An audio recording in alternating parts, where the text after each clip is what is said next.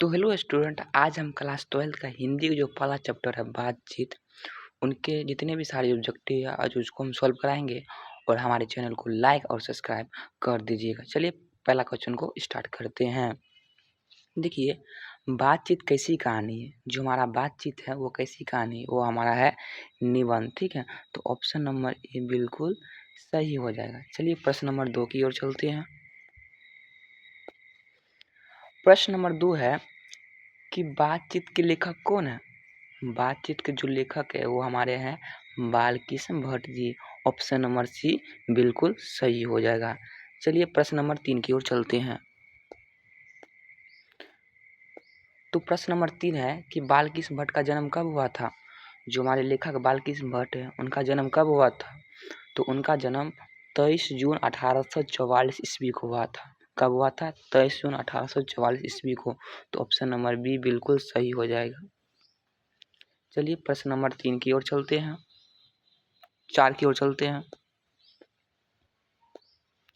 प्रश्न नंबर 4 है कि बालकृष्ण भट्ट का निधन कब हुआ था। बालकृष्ण भट्ट का निधन कब हुआ था। तो जो हमारे बालकृष्ण भट्ट है उनका निधन 20 जुलाई 1914 ईस्वी को हुआ था। ठीक है, तो ऑप्शन नंबर बी बिल्कुल यहाँ पर सही हो जाएगा। चलिए प्रश्न नंबर 5 की ओर चलते हैं। बालकृष्ण भट्ट का निवास कहाँ है। जो हमारे लेखक बालकृष्ण भट्ट है उनका निवास कहाँ है। तो उनका निवास इलाहाबाद उत्तर प्रदेश है। तो ऑप्शन नंबर ए बिल्कुल यहाँ पे सही हो जाएगा। ठीक है, प्रश्न नंबर 6 की ओर चलते हैं। बालकृष्ण भट्ट की माता का क्या नाम है। उनके माता का नाम पार्वती देवी है। ठीक है, तो ऑप्शन नंबर ए बिल्कुल यहाँ पे सही हो जाएगा। चलिए प्रश्न नंबर 7 की ओर चलते हैं। प्रश्न नंबर 7 है कि बालकृष्ण भट्ट के पिता क्या नाम था। बालकृष्ण भट्ट के पिता का क्या नाम था। उनके पिता का नाम बेनी प्रसाद भट्ट था। ठीक है, तो ऑप्शन नंबर बी बिल्कुल यहाँ पे सही हो जाएगा। ठीक है, तो प्रश्न नंबर 8 की ओर चलते हैं। ठीक है, प्रश्न नंबर 8 है हमारा कि बालकृष्ण भट्ट के पिता क्या थे।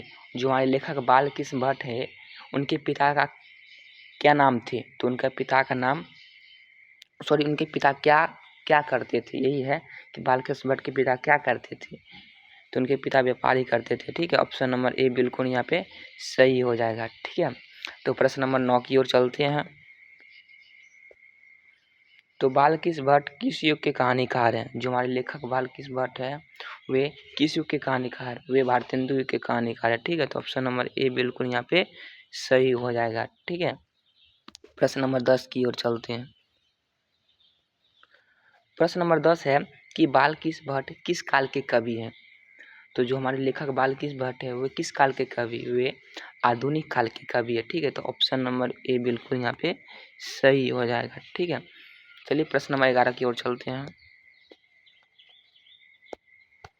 तो हिंदी प्रदीप नामक पत्रिका किसकी है। हिंदी प्रदीप नामक पत्रिका किसकी है, वो हमारे बालकृष्ण भट्ट जी की है। ठीक है, ऑप्शन नंबर ए बिल्कुल यहाँ पर सही हो जाएगा। चलिए 12 नंबर की ओर चलते हैं।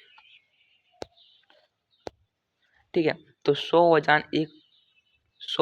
एक सुजान किसके उपन्यास है, वो हमारे बालकृष्ण भट्ट जी का उपन्यास है। तो ऑप्शन नंबर ए बिल्कुल यहाँ पे सही हो जाएगा। चलिए लास्ट प्रश्न है, मोस्ट बीबीआई प्रश्न है 13 नंबर। इसको आप याद रखिए क्योंकि 2025 में क्वेश्चन को पूछने का ज़्यादा चांस है। ठीक है, तो बालकृष्ण भट्ट ने कौन सा मासिक पत्र निकाला था। तो बालकृष्ण भट्ट ने कौन सा मासिक पत्र निकाला था। तो हिंदी प्रदीप नामक निकाला था। ठीक है, तो ऑप्शन नंबर ए बिल्कुल यहाँ पे सही हो जाएगा। ठीक है, आज के लिए इतना ही। जय हिंद।